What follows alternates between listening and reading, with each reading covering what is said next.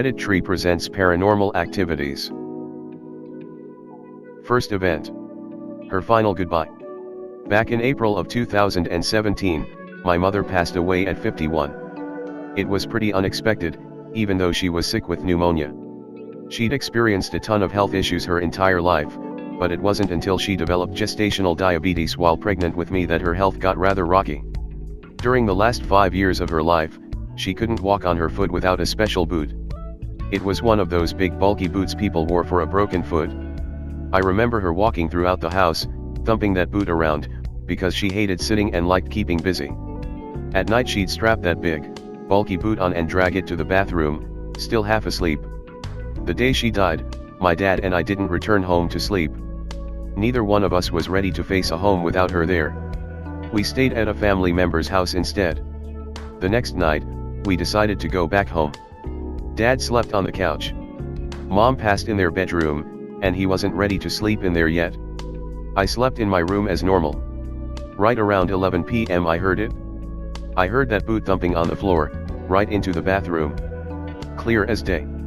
It was so chilling to hear. The thumping stopped after a few seconds and never returned. I stayed frozen in bed, wondering if I was imagining things. Maybe I had missed her so much that I had literally conjured up that memory and brought it back to life. That was enough logic to get me to go to sleep for the night.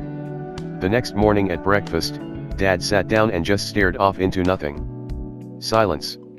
I just picked at my food. Should I mention last night? I thought. Just as I thought that, Dad said, "You're never going to believe me. I heard your mother last night." I froze. Holy shit. He heard it too. The boot? You heard that too? He looked just as pale-faced now too. He heard it? I heard it? Suddenly I wasn't so spooked. My mother's warmth came to mind. She was checking up on us. One last time. Second event. A Ouija board gave my grandma and my great-aunts a phone number. So this story has been told to me by 3 separate eyewitnesses out of my family. 2 have passed since then, but other family members have verified them being witness to it. There were 5 in total. My grandmother, 2 of my great-aunts, my grandmother's cousin and my great-uncle who was there but not participating at the time. Anytime I see any of them I always ask them about this story because it's just so unbelievable to hear about, and it's worth telling to everyone here, which I don't know why I haven't thought of posting this story sooner. So to avoid privacy for my family, I'll try to spare the long version out or respect for the dead. Well, it was about 20 years ago. My grandmother was visiting family in Maine. My grandmother's cousin had to give up her son when she gave birth many years prior. She tried recently to get in contact with him at that time, even so much as hiring a private investigator, with no luck. Well, on that night they decided to play with the Ouija board. Like, it's giving my chills just typing this. Anyways, at first they asked it basic things like, "Is there anyone here? How did you die?" etc. Well, my aunt had the bright idea to ask if they knew about her son and where to find him. Well, the Ouija kept spelling out a number over and over. My grandmother jokingly was like, "Maybe we should call it, 'What if it's him?' or something along those lines." Sure as shit they called it, and it was his number, and he lived in California, which is clearly across the country. So mother and son were able to meet before his passing about a year later, but always kept in touch after that happened with the Ouija board.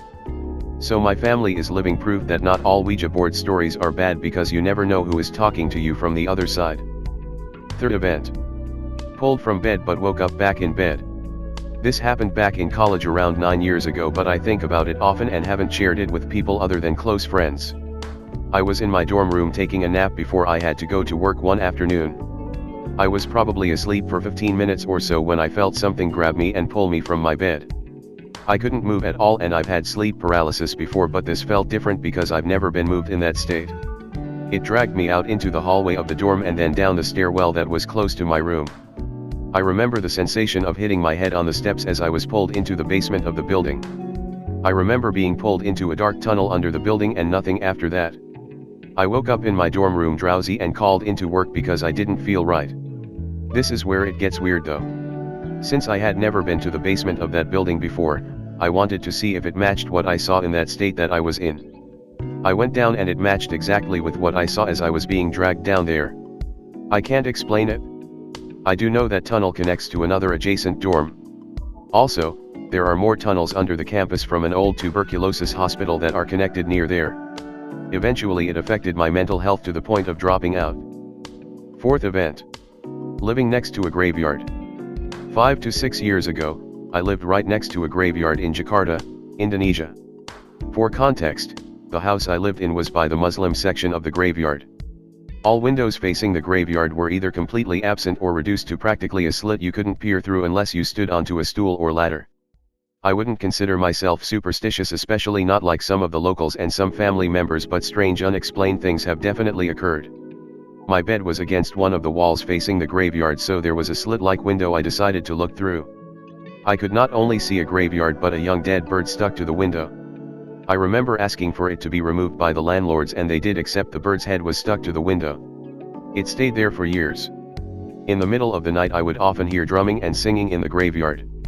It usually sounded like it was a man just singing on his own while banging on a drum or tambourine.